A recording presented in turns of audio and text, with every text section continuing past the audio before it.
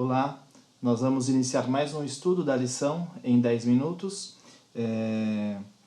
Hoje eu estou aqui com a Evelyn e nós vamos falar um pouco sobre a lição de número 11, Famílias de Fé.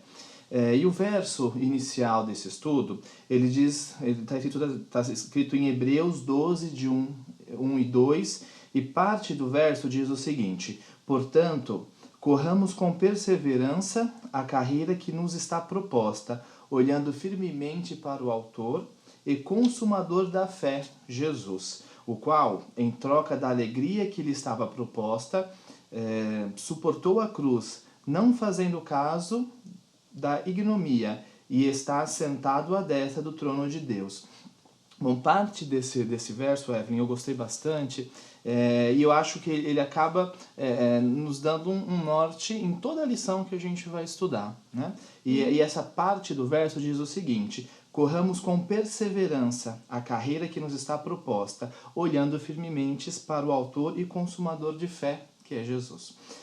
Quando a gente fala em correr, né, logo eu imagino uma corrida, né, uma prova. E qualquer pessoa que vai participar, né, de uma prova como essa, de uma corrida como essa, ele precisa se preparar, ele precisa conhecer qual que é o percurso que ele vai realizar, ele precisa saber onde inicia a prova, onde termina a prova, ele precisa se hidratar durante todo o percorrer ali da atividade, ele precisa também procurar pessoas que tenham o mesmo ritmo que ele, né? Para que ele mantenha um ritmo bom durante toda a prova. Porque se ele começa a correr próximo de alguém que corre muito mais rápido ou mais lento do que ele acaba tendo dificuldades nessa prova. E uma coisa que é importante é saber para onde vai, ter o foco, né, na linha de chegada dessa prova. E a lição, ela traz um estudo que a gente pode fazer um paralelo com tudo isso, né? Porque no estudo está falando um pouquinho sobre a cultura e os impactos que a cultura traz dentro das nossas famílias. E isso não é uma coisa atual. Sempre existiu. O impacto das culturas dentro, né, das famílias cristãs, ele sempre existiu, acontece com a gente, acontece com os nossos filhos ou vai acontecer com as crianças, né? E esse impacto, ele pode ser um impacto tanto positivo quanto negativo. Depende muito de como nós vamos tratar todas essas influências externas, né? Todas as diferentes culturas. E aí talvez um ponto de atenção, né? Como preservar as nossas famílias diante de tantas diferentes culturas. Eu vou aproveitar, Marcelo, e explicar também para todo mundo um pouco o que é a definição de cultura, né? É o conjunto dos hábitos sociais e religiosos, das manifestações intelectuais e artísticas que caracteriza uma sociedade. Ou seja, considerando que a cultura é uma das principais características de uma sociedade, precisamos respeitar as diferenças. É fato, né? Então, como nós convivemos em uma sociedade, precisamos respeitar cada um com o seu jeito de viver, com o convívio das suas famílias. E em Atos 10, Atos 10, versículo 1, 28, 34 e 35, conta uma história que explica um pouquinho dessas diferenças de famílias e de culturas. Conta a história de Cornélio, que ele era um centurião da época, e Simão Pedro. Ambos tiveram mais uma visão. E Cornélio, ele não era judeu e ele era temente a Deus, né? E ele realmente queria aprender mais sobre Deus. Então essa visão mostrou quem ele deveria procurar, que era Simão Pedro. Nesse mesmo instante também Simão teve uma visão meio complicada para ele entender naquele instante, que era um lençol que descia e tinha vários bichos de animais imundos considerados pelos judeus que não podem ser consumidos. Resumindo a história, ele não entendeu nada no fala início, só que quando ele chegou lá, ele viu como que mesmo que Cornélio não era judeu, ele temia Deus grandemente. Ele entendeu que a forma realmente que ele adorava a Deus, independente da cultura ou não, Deus, ele olha todo mundo igualmente. Deus não faz exceção de pessoas, indiferente da cultura. Quando a pessoa se entrega realmente a Deus, ele realmente ele não rejeita as pessoas, né? E mesmo que a gente tenha esses conflitos, tem como a gente se adequar com essas culturas diferentes. E olha que interessante, Evelyn, você falou de Cornélio, que não era judeu e estava entre os judeus. E nós, né, passamos por situações assim o tempo todo, né? Ou porque mudamos de cidade, da cidade onde nascemos, ou porque amigos vão, amigos chegam, né?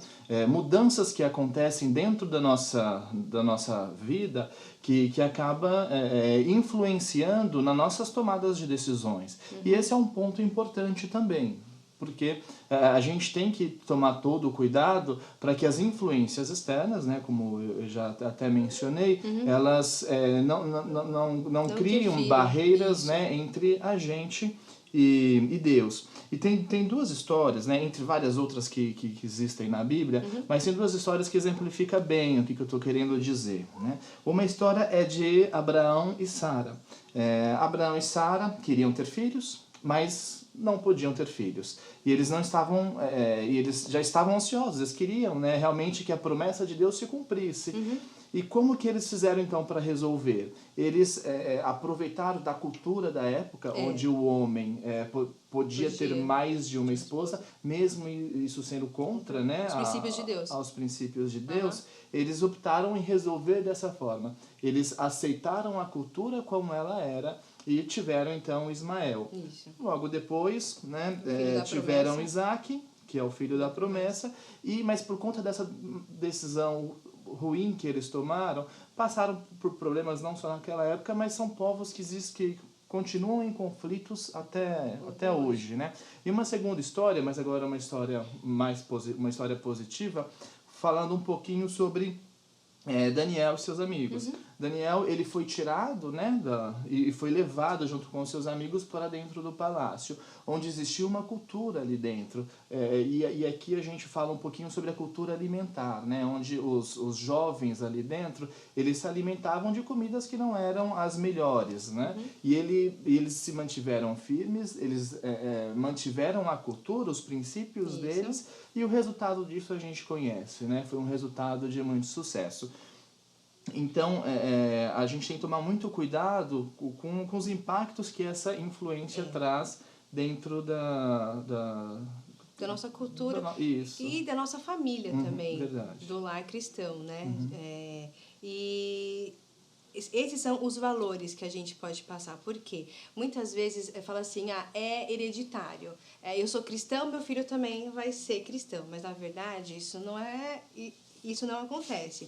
Nós devemos nos preocupar com nossos exemplos e valores cristãos para passar para os nossos filhos, porque a nossa comunhão é minha, é sua, é de cada pessoa. Mas se nossos filhos veem essa fé dentro de casa, dentro de um lar cristão, eles vão fazer com que essa mensagem continue sendo pregada. E antigamente os cristãos, eles eram apaixonados pela mensagem de Cristo, né? E eles viviam em família. Toda família tem um pouquinho de problema, toda família tem. Mas eles sabiam se entender, se resolver com todos esses problemas. Porque a cultura externa, ela é muito forte, realmente. Né? A gente tem que ser, como você falou, em uma corrida a gente se hidrata, não é verdade? Senão a gente passa mal, pode desmaiar em um dia de sol muito quente para você fazer essa corrida. E a vida cristã é a mesma coisa. Você tem que se hidratar com as coisas boas, a mensagem de Cristo, o estudo. E tentar evitar que essa cultura externa, diferente da nossa cultura, não nos prejudique para que possamos sair realmente do caminho de Deus. E assim, como eu falei, como eles viviam em família e um ajudava o outro, esse é o nosso papel de hoje também. Tem como, sim, a cultura ser diferente, mas podemos também conviver em comunhão com as culturas diferentes. E se nós, dentro de casa, de uma família cristã, dá o exemplo para os seus filhos, essa vai ser a mensagem que vamos passar para essas famílias e essa cultura diferente da nossa, né? Não é verdade? Porque aos olhos de Deus, somos iguais perante a todos. Deus morreu por todo mundo, não é verdade? E eu espero que essa mensagem de de Deus, se essa cultura nossa possa ser forte e mostrar para as pessoas que o amor de Deus nos salva e modifica a nossa vida e que possamos ter fé para que realmente a nossa fé cristã possa passar essa mensagem para todas as pessoas ao nosso redor. E espero também que você possa ter aproveitado essa mensagem, que Deus abençoe o seu lar, a sua família, aprenda um pouco mais de Deus e você possa participar mais com essas mensagens, com a lição de 10 minutos da Igreja do Riacho Grande. Muito obrigada pela sua audiência. Até!